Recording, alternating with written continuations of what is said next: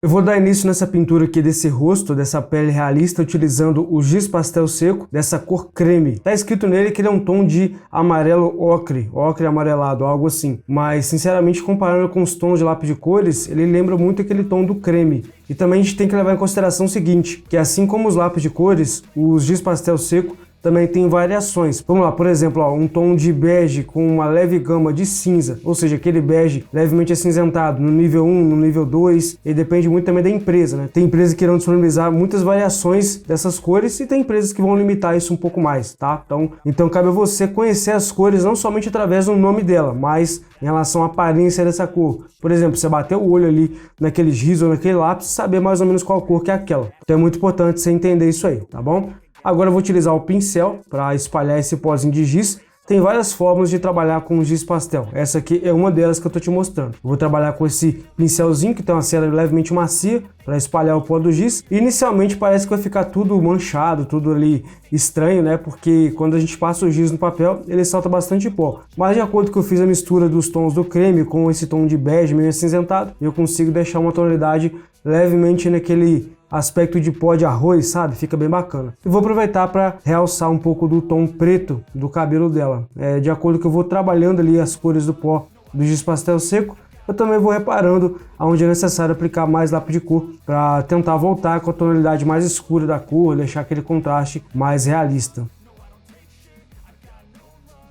Por exemplo, eu passei um pouco mais do giz aqui nesse tom de cinza para esfriar o tom da pele, para não ficar tão puxado para esse nível amarelado em si. Então é importante você também saber dosar a quantidade do material, mas também controlar a saturação, a temperatura quente ou fria da pele que você estiver pintando. Lembrando que esse aqui é um papel Fabriano 4L, tá? Um papel excelente, gosto muito dele para várias situações. Eu vou trabalhar agora com esse lápis pó de arroz da Super Soft Faber-Castell para fazer uma camada mais densa nessa pintura. O pó do giz pastel seco deixa a camada muito fina, porém você consegue sim já bastante intensidade somente com o pó do giz. Se eu quisesse, por exemplo, trabalhar só com o giz pastel seco, eu poderia, né? O giz ou o lápis no caso. Mas aqui o lápis de cor me traz essa sensação de densidade, de espessura da camada da cor, fazendo com que eu consiga, por exemplo, depois trabalhar com outros materiais por cima, integrando, etc. Tá? Então acaba que essa junção do giz pastel com lápis de cor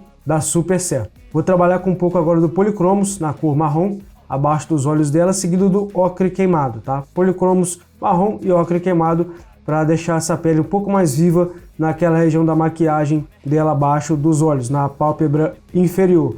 E voltando novamente com lápis de cor pó de arroz da Super Soft Faber-Castell, seguido do Ivory. Esse Ivory aqui é um tom de marfim, tom assim bem clarinho para deixar esse efeito de luminosidade mais preservado nessa região. Tem luz, onde eu vejo na foto que tem mais volume, tá? Um pouquinho de borracha elétrica para fazer os efeitozinhos de brilho, que são mais intensos. Depois eu vou trabalhar um pouco mais os efeitos desses brilhos aqui, para deixar mais realista também, um pouco mais natural o aspecto. Apenas para gerar volume nesse rosto dela, para que dê aquele efeito de contraste mais bonito.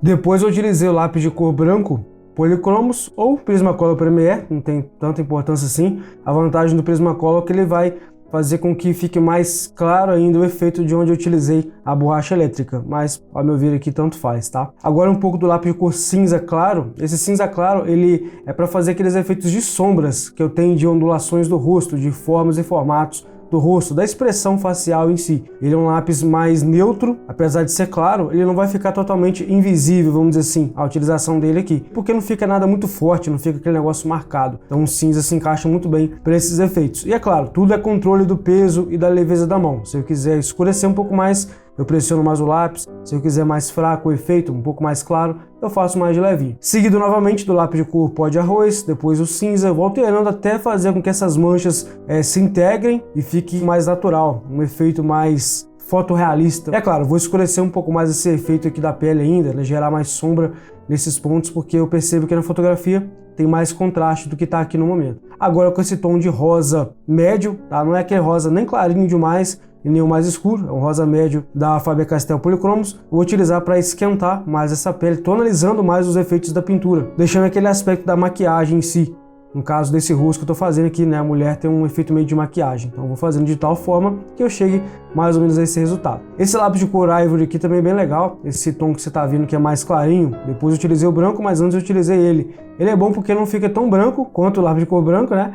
Mas dá aquela certa claridade, deixando um aspecto bacana no contraste. Eu tô a voltar com rosa novamente ali, o tom de marrom, para fazer aquela sombra projetada do sorriso dela ali e tal, assim como eu vejo na foto. O cinza escuro para escurecer mais essas sombras que tem projeção no rosto dela. Então eu optei por um cinza um pouquinho mais escuro. Aí sim, seguido desse cinza mais claro, para fazer os degradês da pintura, né? Tanto com um cinza escuro, eu puxo um degradê, com cinza claro eu faço a finalização das camadas da pintura. É mais ou menos isso aí, tá? Alternando entre giz pastel seco, lápis de cor, várias e várias camadas de lápis de cor, indo e voltando com o lápis de cor antes utilizado, até chegar num ponto bacana que eu já vejo que tá legal na minha pintura. Agora eu já trabalhei as camadas nessa pele que vão projetar efeitos de ondulação, de expressão facial, do sorriso dela em si, que vai fazer com que o contraste fique mais realista. Porém, eu preciso tonalizar mais essa pele, fazendo com que fique com um grau de contraste também nas cores, mais vivos, entendeu? Esquentando mais os contrastes das cores. Para isso eu vou utilizar o ocre queimado bem de levinho, tá? Porque observando na foto, ela não tem um tom de pele tão escuro assim em relação a sombra e luz, tá? Baseado no que eu estou observando aqui, é claro.